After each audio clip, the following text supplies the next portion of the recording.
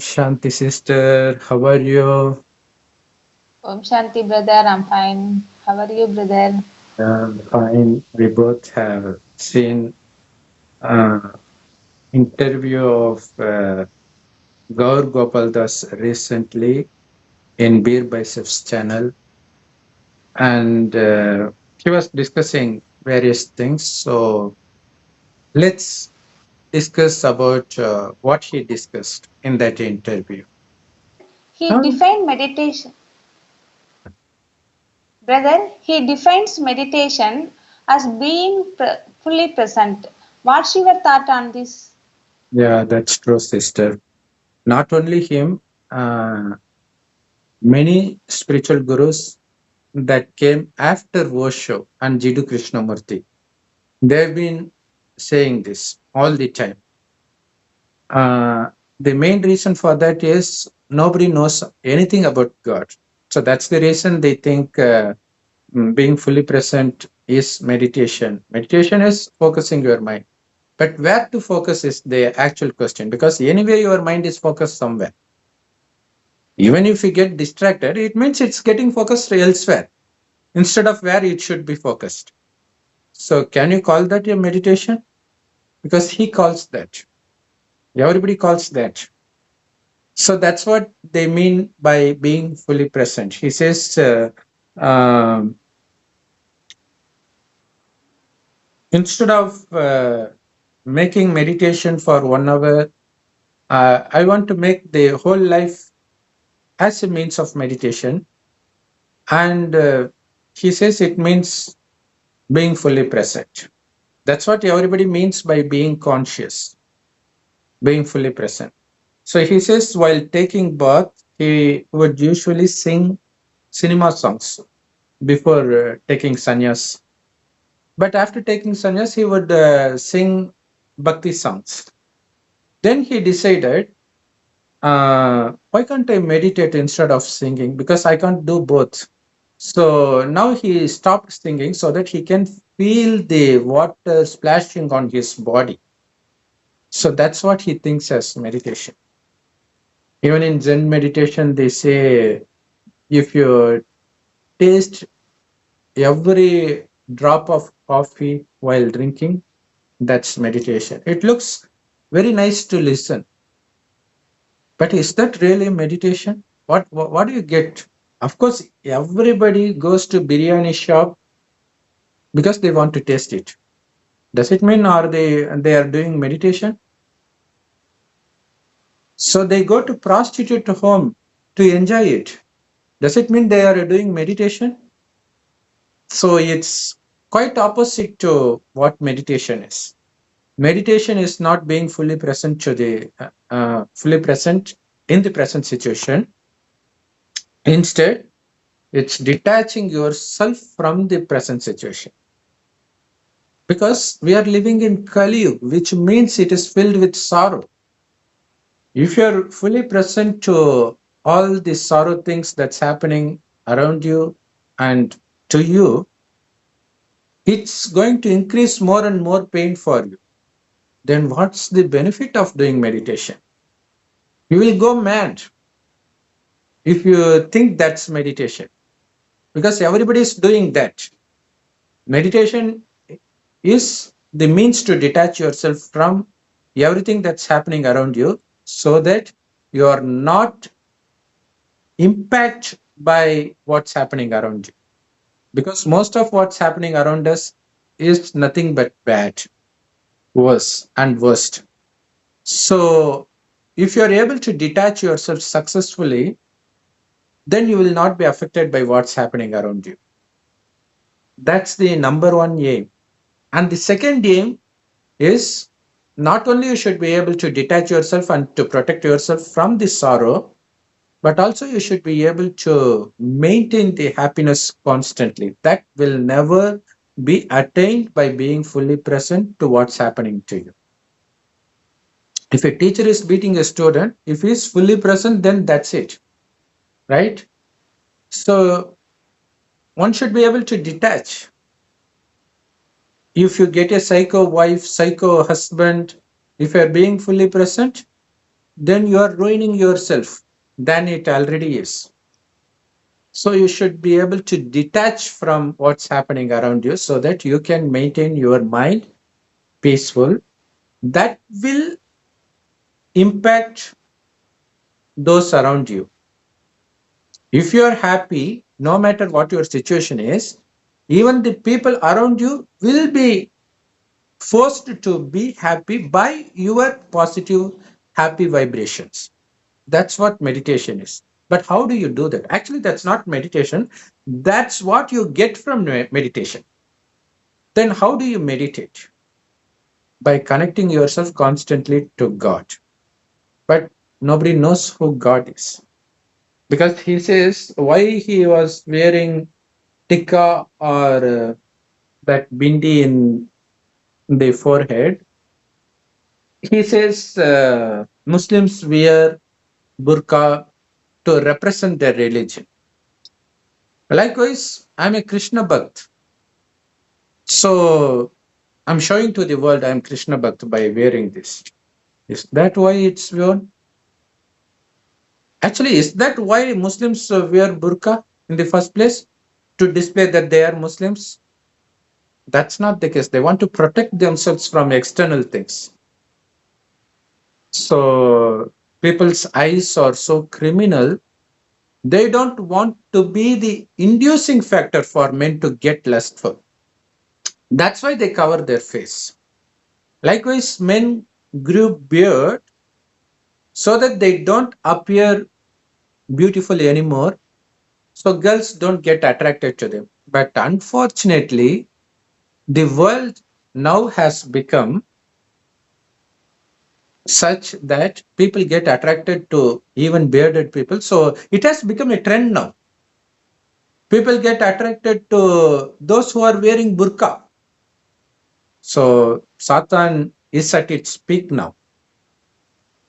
So the reason why they wear three lines either this way or vertically, anyway, it's three lines, whether it's vertical or horizontal. Now they have reduced to one line and they have modified. But the actual meaning of that is you should always remember the three times: past, present, and future. Only God shows us what happened in the past, what happens now, what's going to happen in the future. Because it's a 5,000 year time cycle. So in this 5,000 year time cycle called Kalpa, the first half was heaven. The same India, especially Delhi along the banks of river Yamuna, was heaven in the beginning for the first 2,500 years. So they had no traces of any pain or sorrow because they have no traces of any vice like lust, anger, greed, attachment, and ego. If there are these five vices, obviously there will definitely be sorrow and pain. That's what happens in the next 2,500 years. And God comes in the end. He enters an old man's body. Till then, he was residing in the supreme abode, which is the golden red colored light world called Parandam by Hindus and Parlok by Christians, or the soul world. So that's where God resides all the time. We souls are present in between the eyebrows, which is why we apply tilak or tikka, whatever, here to represent that's where I am. Even if you apply bindi, that's the reason. In addition, if they wear three lines, it means in the soul, there are intellect, mind, and sanskar. All these three are components of a soul. Soul is very tiny. Within that, there are these three components. So it is with mind and intellect, we have to constantly remember these three times. In the past, I was in heaven as the deity. for the first 2500 years. Then I start losing the richness of heaven gradually and become almost like a beggar. Because we were so beautiful, we are not now.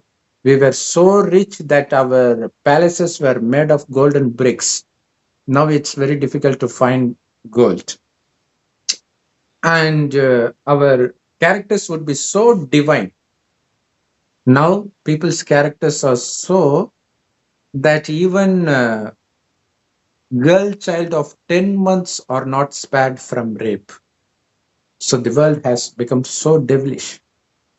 How can you expect to derive happiness by being fully present?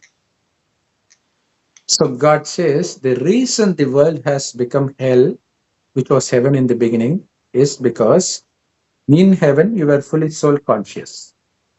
That is, you know that it is the soul that sees through the eyes, speaks through the mouth, performs all actions with your body. You interact with each other by seeing each other in between the eyebrows, because that's where the soul resides. That was so natural. They didn't make any effort for that. And the reason they are able to bring their, always have their focus in between the eyebrows in the soul, that they derive happiness and peacefulness constantly, because the true nature of the soul itself is peace and blissfulness. That's the reason, of course, heaven will be filled with beautiful men and women, but still they will not be distracted even slightly, because the soul has that much power. That's the reason there were no lust, anger, greed, attachment, or ego in heaven. Even childbirth happens when husband and wife have the thought of having a baby. That's when the woman gets pregnant, not by having physical relationship as it's happening now. So that is the reason we worship the residents of heaven as deities by Hindus even now. But the same deities, after taking several rebirths for the first 2500 years, when they start entering heaven, they lose their soul conscious and they become body conscious. That's when they become addicted to sensual pleasures. Thereby, the five vices like lust, anger, greed, attachment, and ego start to emerge from within. So these five vices are present in both men and women, and they are collectively called 10-headed Ravan. Other than that, there were no one with 10 heads. So it is present in every man and women, which means we are all kidnapped by Ravan. So this Ravan is being called Satan by Muslims and Christians, and also it is called Maya. So it is because we become body conscious that we get addicted to that. So now God comes just 100 years before the destruction of this world, so that we will be transferred. He gives the way for us to get transferred to heaven, because this world will be converted to heaven after the world destruction. The world destruction is actually the means of renewing the world, nothing more. And there's nothing, of course, everyone will be afraid of world destruction. God says it is because of body consciousness that you are afraid. If you are fully soul conscious, you will have no trace of fear in you for anything, including death, because death is just for the body. So that's why God says, consider yourself to be the soul and not this body anymore. So detach yourself from the body at intellect level. So usually when the soul leaves the body, it's called death. But here we don't leave the body, we are within this body, but in the mind level, don't consider that you have a body.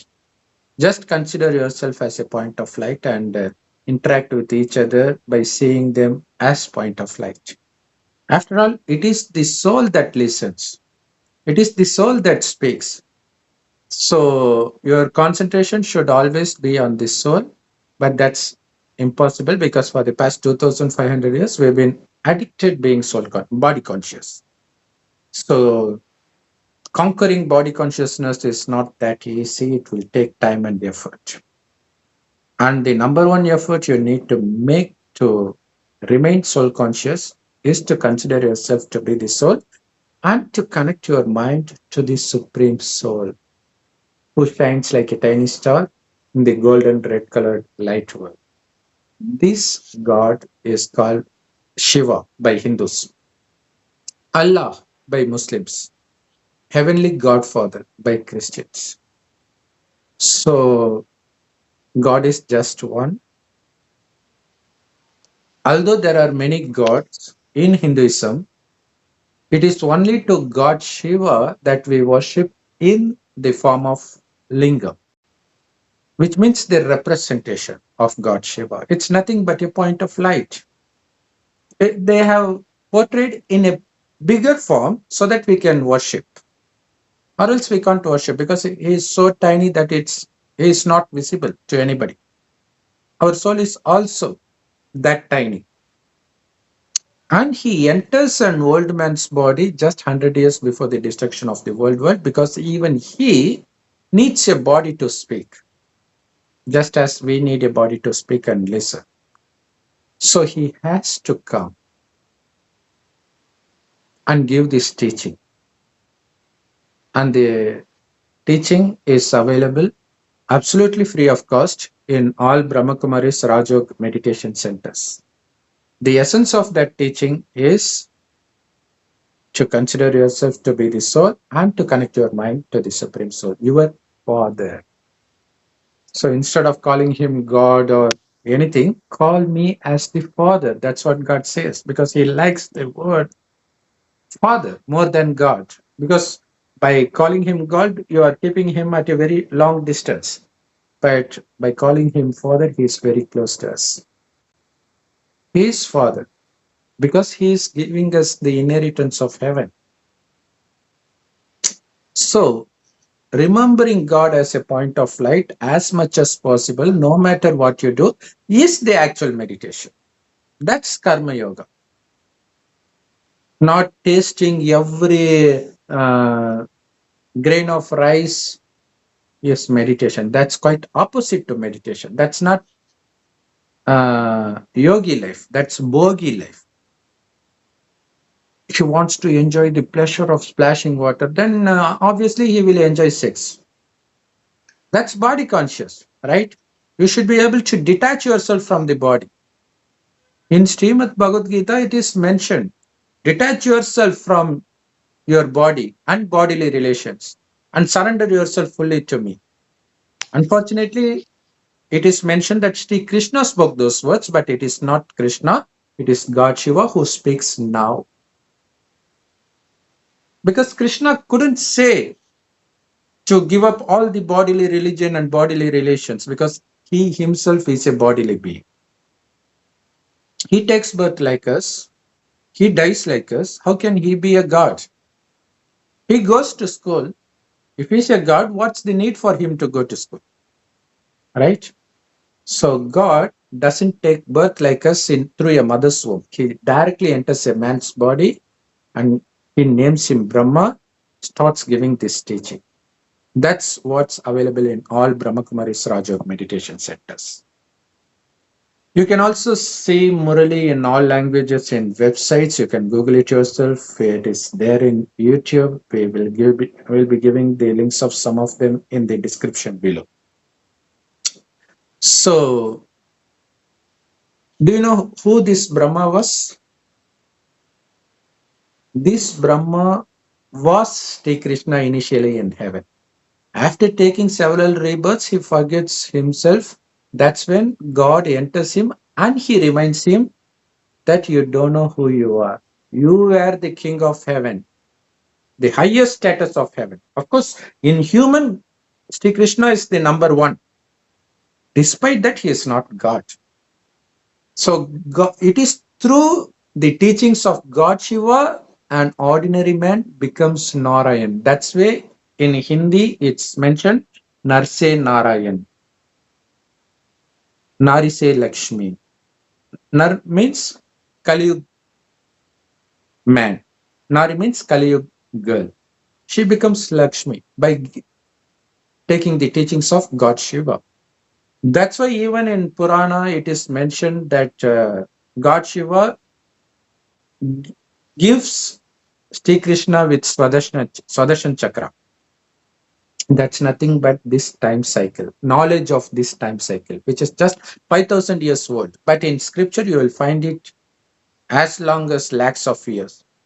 If it is that long, obviously nobody will care about the destruction of the world. That's why people indulge in all sorts of bad behaviors. It is just 5,000 years old and we have reached the end. End can come anytime soon. What should we do? You should prepare yourself. What's the preparation? To detach yourself even from your family members just at a mental level, not at a physical level, which means you are not going to renounce your duty like sannyas. You will be taking care of your wife, children, but you will not indulge in sex. You will be leading a pure household life, pure household path is what God gives us. And he says, the anchor asks, people say, first he asks, have you read Srimad Bhagavad Gita? He says, yeah, I have read 5 times. He's proudly saying that. And the anchor asks, why people say if you have any problem, if you open Gita, you will find the answer. If you open any page, you will find the answer. He says, the one thing I like about Srimad Bhagavad Gita is how they say divinity is everywhere instead of saying God is everywhere. Because there it's mentioned, I am everywhere, which is not true. If God is everywhere, then he is within me and within you and within rapist and killer. Do you think that's what God does? Then they say, no, God is in him, but he will just see as witness. What's he saying? He's enjoying the raping or what? So they don't make sense when they say it because they don't have the clarity, which is not their fault because it is only God who has this teaching. Unless one takes knowledge directly from God through Brahma Kumaris, obviously they will make such statements. So, but anyway, one thing in the whole interview that makes real sense is by knowing that divinity is in everybody, you will not feel jealous when someone in your field of work excels. You will not feel jealous because you know it is God who gives him that gift, which is true. You shouldn't be jealous. So that's the only thing that makes sense in throughout that interview. And he was asked whether if someone is put in the right situation and right environment, one can become a billionaire because that's what Gaur Gopal Das is doing. He's motivating the corporates so that they can become wealthy. Do you think that's spirituality? Does spirituality teaches anybody to accumulate wealth? No, never, brother. Right. Because it teaches the quite opposite. It teaches you to renounce everything. Not like sannyasi. There's a difference between sannyasi and us. Because sannyas, the path of sannyas or the path of renunciation has been here for the past 2000 years, right from Adi Shankar. But what's the need for them to renounce anything? There is no need. They just renounce. Of course, we benefited from that because in heaven, there was no lust, no anger, no greed, no attachment, no ego. But when we enter hell after 2500 years, the same world becomes hell. Then we start indulging in vicious acts like sex. God says if there were no sannyas mark, India would have been destroyed back then. It is their power of purity that protected India from falling down. So it was beneficial. But what did they benefit out of that? Because that's when the soul descends from the supreme abode. They didn't come to heaven because they didn't listen to this knowledge. So they didn't come to heaven. As soon as they come to earth, although it was hell, there wouldn't be any sorrow. That's when we start committing sin. It is only in Kali Yuga we will start experiencing punishment for the sin we have done in the past. So, but without enjoying anything, they will be renouncing the family and going to forest. And there will be plenty of wealth, even in hell. But they are not ready to even enjoy that. So what do they gain? They don't gain anything. But we have enjoyed the richness of heaven and also the richness of hell and also committed many sins. It is when we start get suffering from that, that's when God comes to rescue us. It is us who has done the most sins. But still, God, it is only we who identifies God when he comes. We Brahma Kumaris, whoever listens to it, if you are able to recognize that this must be God's word, then you are Brahma Kumari in that very instant. So obviously, because we have been here for a very long time, so obviously we would have committed lots of sins. Despite that, we will not be, of course, we will be punished to some extent, but not to the extent that we need to be punished for our sins, because we catch hold of God. We remember God all the time, so that our soul is accumulated with more and more power, and it gets more powerful, that we no longer get attracted to the external world. Because if we get attracted to it, obviously we will be punished, especially in hell. Now, in Kali Yuga, if you become rich, does it give happiness? We are seeing billionaires committing suicide, getting divorce. They have everything. Why do they get divorce? Yeah, Rahman got divorce. He has fear of God, he has fame, he has money. What's the need for getting divorce? That's hell. Nobody's happy here. So that's the reason God asks you to renounce everything while using everything. You may be rich, you are free to use whatever you have with detachment, which means that's not mine. Then whose is that? Everybody says, God gave me everything.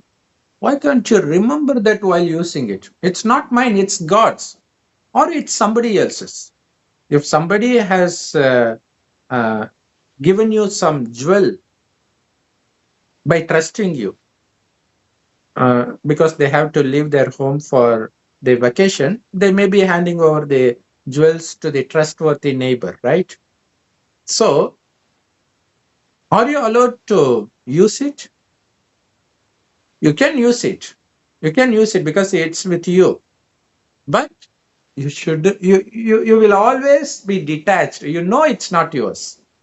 Sometimes you don't even use it, but God gives us to use it. But with the consciousness that it is not mine.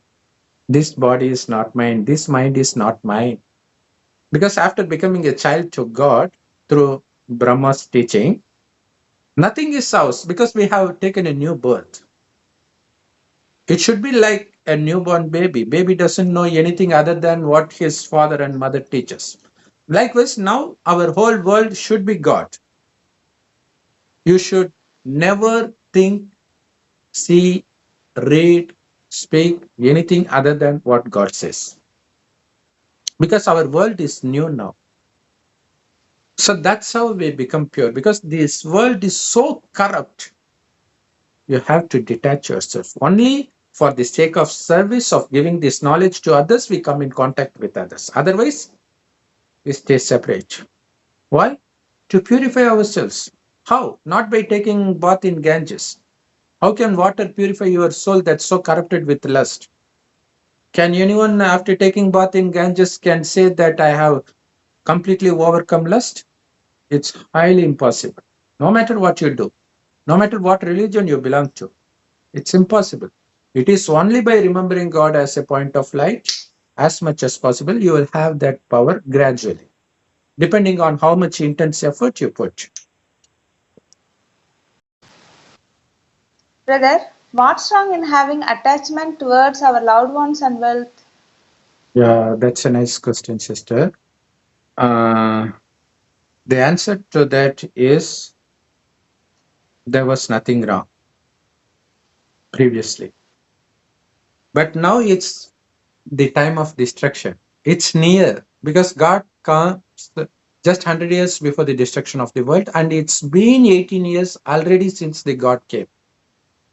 So we are seeing the destruction around us, right? In Kerala, there was a landslide.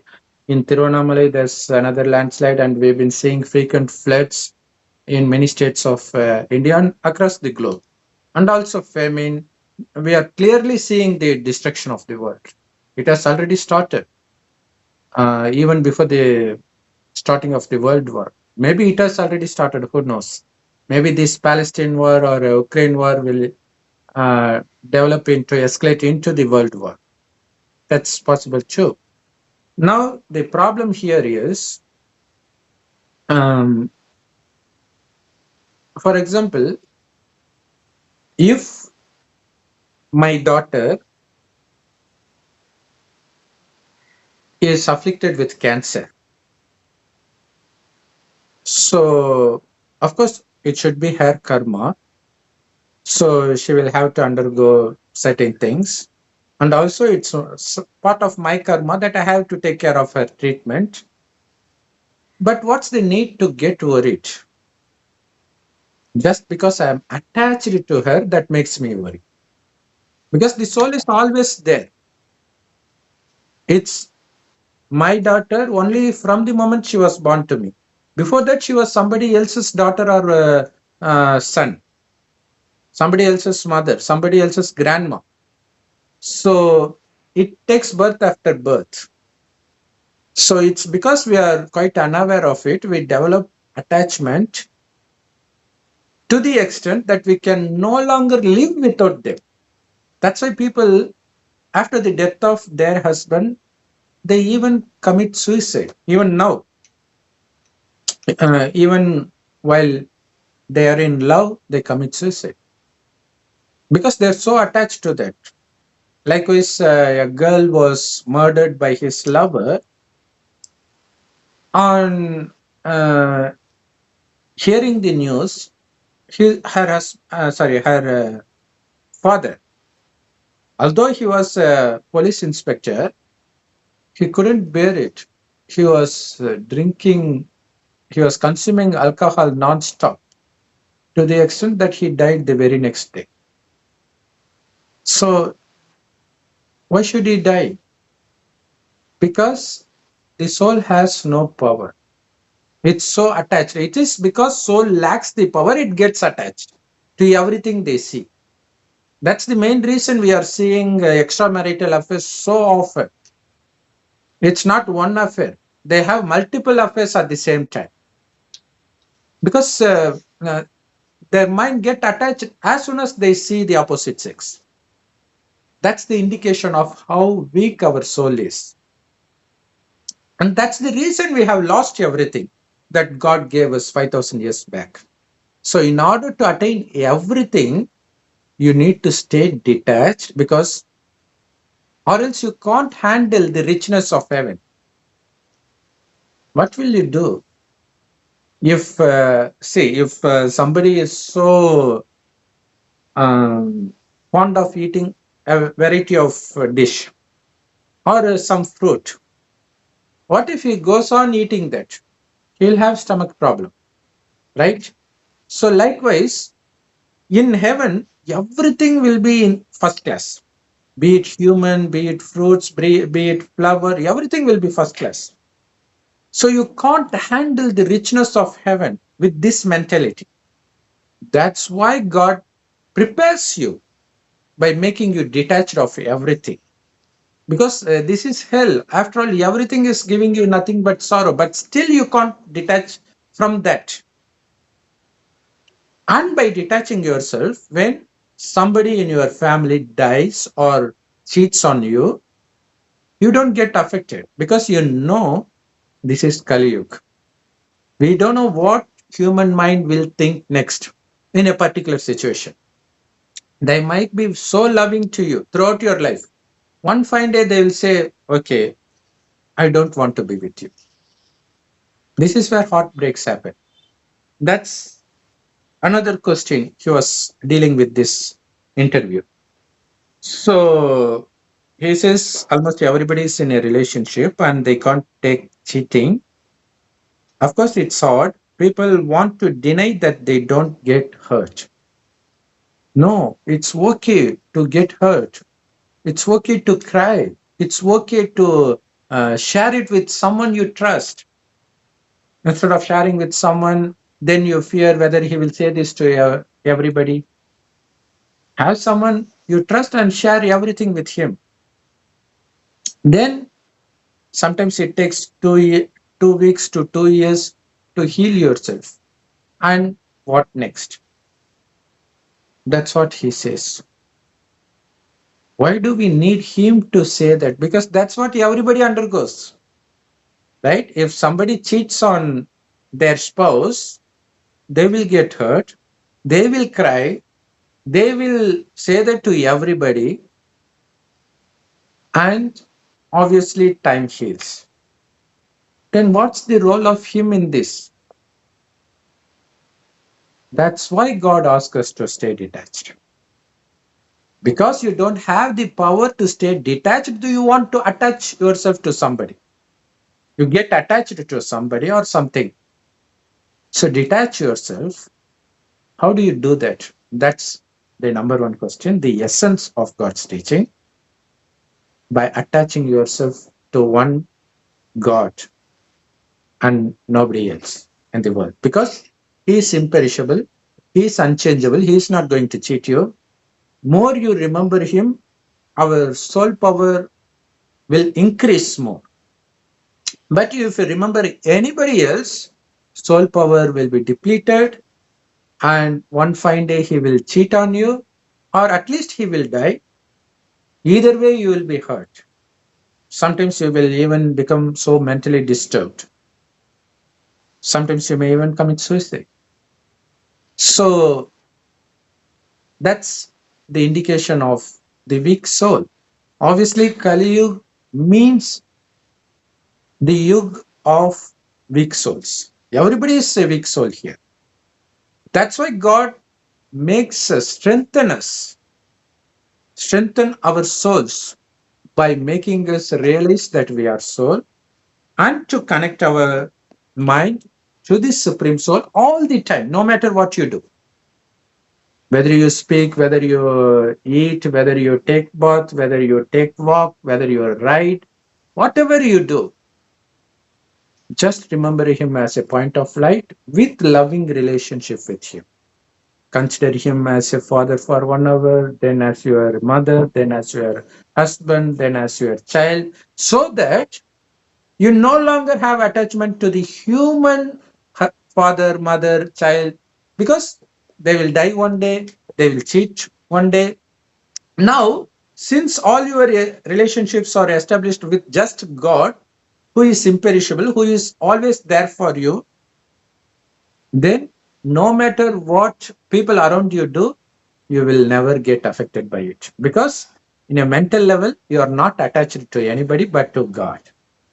So that's how we become strengthened, and heaven is filled with people of powerful souls. So how do they become powerful? By remembering God as much as possible, by listening to the teachings of God, by churning the knowledge as often as possible.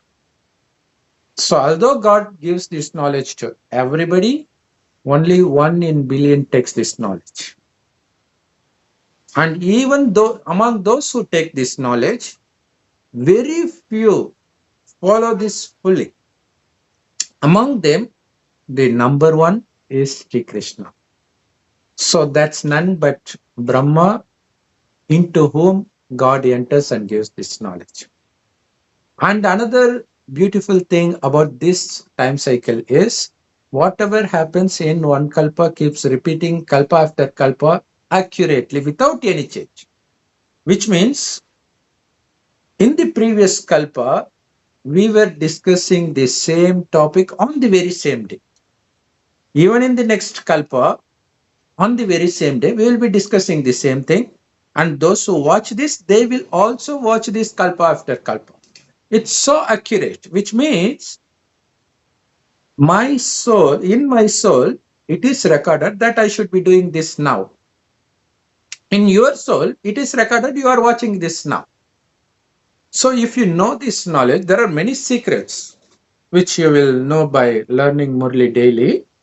So by knowing these secrets and thinking about it quite often, you will not get disturbed or feel pain no matter what happens around you. Even if someone your superior at workplace shouts at you, instead of getting hurt, you will, at least internally, you will smile and say, that's what is recorded in his soul. He is playing that, that's it. So nobody can change it. So that's why God says it's like a drama or cinema. If you have taken a movie, no matter how many times you see it, no scene is going to change. Likewise, no scene in this 5,000 year time cycle is going to change. When you know this is predestined, what's the point of getting angry, or what's the point of trying to change anything? The only thing you need to change is yourself. So by knowing that everybody is playing their own part and everything is beneficial to this drama, you will just keep calm. If somebody repeatedly shouts at you or badmouth about you, it means you need the power of tolerance. That's why drama have that person near you. So you have, but instead of developing the tolerance, if you start fighting against him, you are becoming more and more intolerant, which means you are becoming more and more weak. So likewise, if you depend only on God, in the first place, you will not love, you mean romantic love with anybody. Of course, we'll be loving everybody, but detached love. So you don't expect anything, whether you want to get married or not. But your expectation is not from others. You will always be the giver, not the receiver, not at the receiving end. So only when you expect, you feel pain. When you start giving, no matter what others do, you just keep on giving, and you give, you derive happiness by giving. And we get everything from God. Why should we depend on humans? So this is so here, relationship prevention is better than cure. If you have love failure, usually what people does is they suffer for some time, then they fall into another relationship. They think that will make them forget the past relationship. But what happens here is you will attract similar person in your life unless you change. You will encounter the same kind of problem with another person. So how many relationships you keep switching on? So instead, you should be able to be self-dependent, and that will happen only when you are connected only with God. So that no matter what happens, you are content. You are ready to give up anything. And that's the answer for your question. Why should we detach? Because we are now going to lose everything. because we are going to leave this body and this world to enter the new world. So that's the reason God says, if you are remembering anything at the time of leaving your body, then you will be taking birth again here. So that's why God says, always remember me and the new world heaven, Satya, where you are going to go. So that the moment you leave this body, you will have that thought. That thought will take you to that destination. If you remember somebody in this Kali, some of your loved ones, then you will have to take another birth, which is going to be so painful, because even now we can't bear what's happening in Kali. Just imagine if you take another birth here. So in order to save you, God asks you to detach yourself from everything. So you got to understand why he is asking you to detach. But here this sannyasi is teaching you how to fall, how to make money. We are going to lose everything here. So whatever is in our charity, we have done both sinful acts and charitable acts. So if we have charitable acts, obviously it will come automatically, even with little effort. If you have sinful acts, so just because somebody is becoming a billionaire doesn't mean you will be a billionaire. Because you don't know, that might be a soul that has taken birth new here. So don't prepare yourself and spoil yourself. Not only that, you don't know when you will fall. That's definitely going to occur. At least nobody can escape death, right? If you're so attached to your wealth, because without attachment, you will not work towards it. Working for your livelihood is different from working for to satisfy your greed. Obviously, we need to work for our livelihood, but not to satisfy our greed and to prove to others that we are number one. Because anyway, there will be someone who is going to excel you. Eventually, it will happen in any field. So that should not depress you. It is only by your attaching to your talent, beauty, wealth that you get depressed. So if you are working so hard to accumulate more wealth, you are the stupidest person on the planet. You know why? Because you are accumulating for nobody, because the world is going to be destroyed now. Your son is not going to inherit that. Your grandchild is not going to inherit that. So allot some time to earn your livelihood and spend the rest of the time to earn for your future 21 births in heaven. By remembering God and by spending your time in delivering this divine message to everybody around you, through internet, through person. There are many means now. So it is only now that you have the chance to earn the imperishable income. So far, see, you may be poor now, but maybe you were a billionaire in your previous birth. Somebody else is going to enjoy. Do you know who will enjoy? If he has that power of charity, they will enjoy. You are just a servant for them in accumulating that.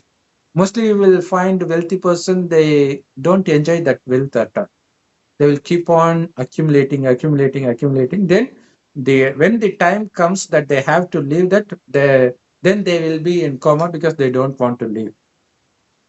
Anyway, it's pain for them. And there are many property disputes in every family because of the wealth. If you have no wealth, nobody is going to fight with each other, right? So bear it in mind. Now it's time to renounce everything. And the reason we renounce is to gain everything. Because only when you are rich in heaven, nobody is going to be jealous on your wealth. You know what? We'll be living in golden palaces. Kings will be living in golden palaces, and they will have thousands of servants. And the kings and queens, they will be leaving their palaces to enjoy heaven. Their servants will be there. There won't be any CCTV cameras. There won't be windows or doors or even bureau, locker to keep your jewels. It will be there. If somebody wants to take it, they can take it, but they will not even have the thought of taking it. They will be that pure in their mind. That's why God makes us pure to enter there. They'll be so beautiful. They won't even have a trace of lust in them. But see the kind now. Even a girl need not be beautiful to get raped nowadays. They may be very ugly. They may be a mentally unstable patient. They may be even 80-year-old women. Still they commit rape. You want to live in this world? That's why God asked us to renounce this so that you take birth in heaven. So, quick revision. Uh, when he was asked about the tika he was wearing like this, it actually represents the three times of knowledge: past, present, and future. We were deities of heaven in the past. We have lost everything now. We are going to regain everything by becoming pure, by being in remembrance of God. And meditation is connecting ourselves to God. And regarding relationship breakups, now it's time to leave this body and go to another world. So getting into a relationship or giving birth to somebody is like a 8-year-old man getting married. Won't you laugh at him? Because he has to die. Why should he? Everybody will laugh if a 80-year-old person gets married, right? So soul-wise, we are so old. We have reached our old age now. The world is going to end. Now, it's better not to have any relationship. You may wonder, what will happen if something happens to me? God says, I'm here to take care of you. God doesn't have a body. That doesn't mean he can't do anything. He can very well use your own body when you become deceased. He says, I will cook for you, as if you feel somebody enters your house and cooked for you. He's promising you that only when you have faith, you will stay alone. It's better not to get married if you haven't already. And if you are married, don't give birth to a child if you haven't already. If you have children, detach yourself, because it is those whom you love most are going to become your greatest enemy in making you not to enter heaven. So make sure you connect your mind to God, and also make your child connect his mind to God, because that's the biggest gift you can ever give to God. If you can make your child love you, that's the biggest sin you are committing to your child. Because at one fine day when you are no more here, they will even go mad. That's what you want. It is selfish, right? So you shouldn't do that. That's a sin. And you will get any answer by saying Gita. Yes, I don't think it's true, because actually nobody understands Gita. It's not that easy to understand. Then how can you find a solution? Because the whole Gita, it's the essence. Whole Gita revolves around surrendering to God. That's it. So, but you don't know who God is. How can you surrender? Nowhere it is mentioned God is a point of light. In Gita, it is mentioned, I am the seed form of the inverted tree. So this is that inverted tree. It looks like an inverted tree, right? It's the tree of souls where God is the seed. So usually it is from seed the tree grows. Likewise, God has the knowledge of this tree. So God gives that knowledge, which is the time cycle. We were in heaven as deities. We have lost everything by falling into vices. By conquering the vices, we are regaining everything. Whether you see Mahabharata, Ramayana, or every single story in Bible and Quran, they keep on repeating this single message. Ram was sent out of his kingdom, and he is smilingly renouncing it, because that didn't happen like that in heaven. That's what happening in every home now. In heaven, there won't be any conflict.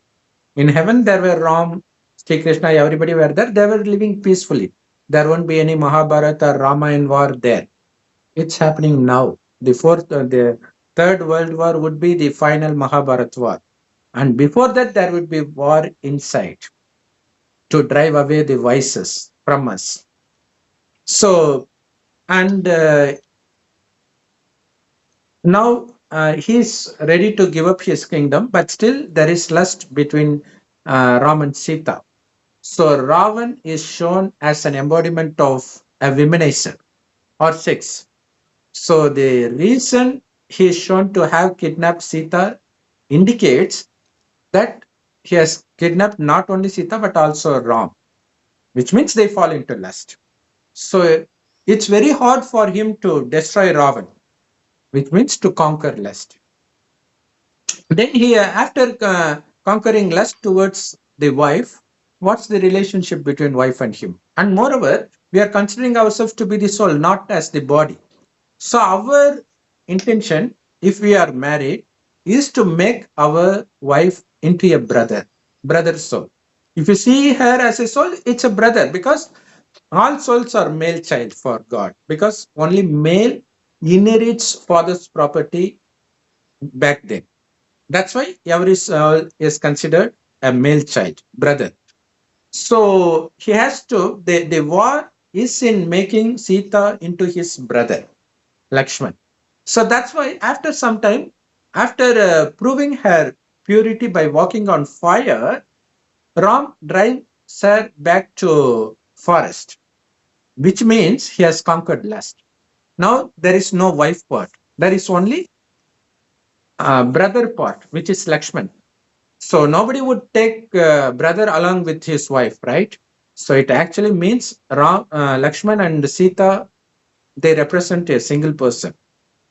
His aim to make Sita into Lakshman. But finally he succeeds, so he stays with Lakshman. But even with brother, there will be attachment, right? So he has to give up that. Finally, he conquers that too. So he sends away Lakshman too. Then he drowns in the Sarayu river and attains moksha. Actually, it's not committing suicide. That is taking, actually, it is called the Ganges of knowledge. God Shiva has the Ganges of knowledge. It's not the river Ganges of water. It is the knowledge they call as Ganges. So it is by immersing yourself in this knowledge, you are able to come out of all sorts of attachment, lust, all sorts of vices, and become eligible to become the deity of heaven, the king, Vishnu of heaven. So that's what Ramayana means. But to understand everything, you need to attend Brahmakumari's Rajog. Otherwise, you wouldn't know the meaning of any religious scriptures. So whether it's Bible, Quran, Ramayana, Mahabharata, nobody can predict anything unless they get the essence, because it is from this essence, this seed of knowledge that God gives, the scriptures in the path of devotion emerges. Unless you know the essence, you don't know the meaning of anything. And for the question they ask, do we all have the capacity to become billionaire? Now, we have to become multiple billionaire in heaven, not here. If you become billionaire here and make effort, you are the stupid person, because you are going to renounce everything. So the more you accumulate, the more painful you will feel at the end when it gets destroyed right before your eyes. It happens in the earthquake in Syria, Turkey, in landslide in Kerala. It's going to happen sooner or later to everybody. So only when you have nothing with you, you will not be affected. Even for your own death, you are waiting for that, because our very aim is to make ourselves eligible to enter the body of deity, to take birth there, not here. So it is by remembering heaven and God all the time that you no longer have any memory of what's around you, including your family members. That's when you will be able to be happy and to live this body happily. So that's the true aim of divine knowledge given directly by God. This is the true Gita. Om Shanti. Thanks for watching. Thank you so much, sister. Om Shanti. Thank you, brother. Om Shanti.